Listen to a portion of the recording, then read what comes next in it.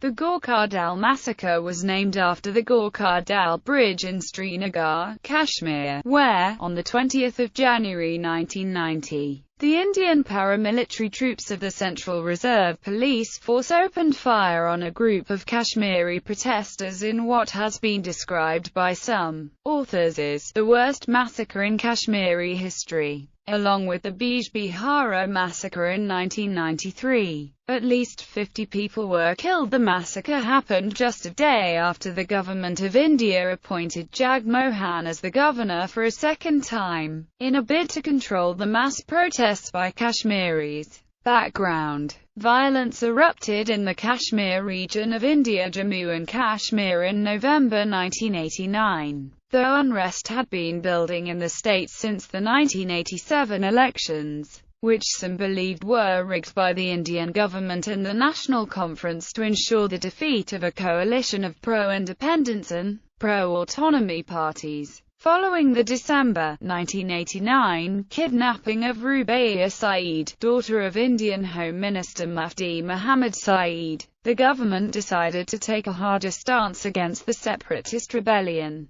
To that end, despite fierce opposition from the state government, New Delhi appointed Jagmohan, a known forceful administrator, governor of the state. As a result, the state government, then led by Chief Minister Farooq Abdullah, resigned in protest, and the state went under President's rule. On 19 January 1990, the night Jagmohan was appointed governor, Indian security forces conducted extensive house-to-house searches in Srinagar, in an effort to find illegal weapons and root out any hidden militants. Hundreds of people were arrested.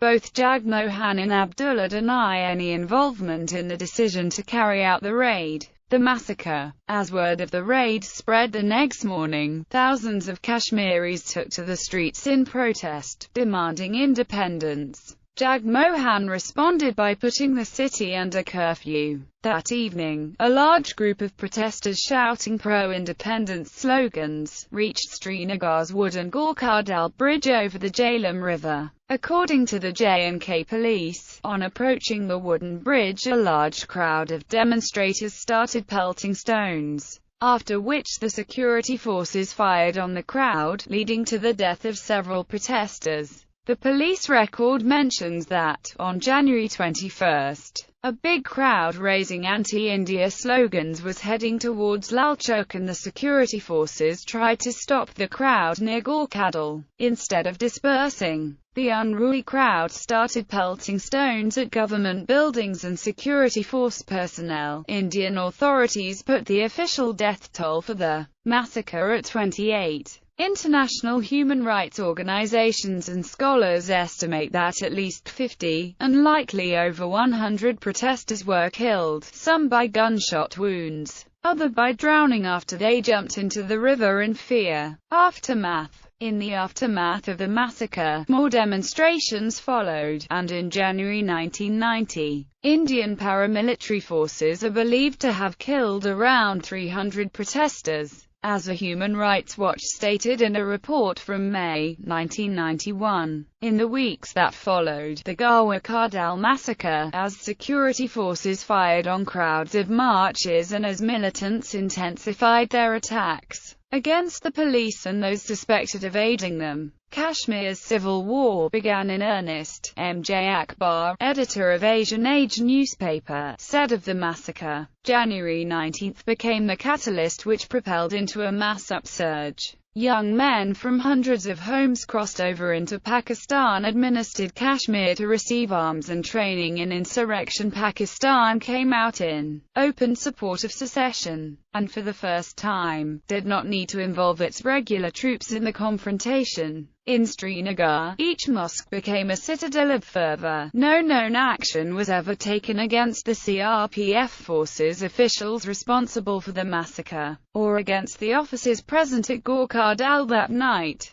No government investigation was ever ordered into the incident. 15 years later, the police case was closed and those involved in the massacre were declared untraceable. No challan has been produced against any person in court.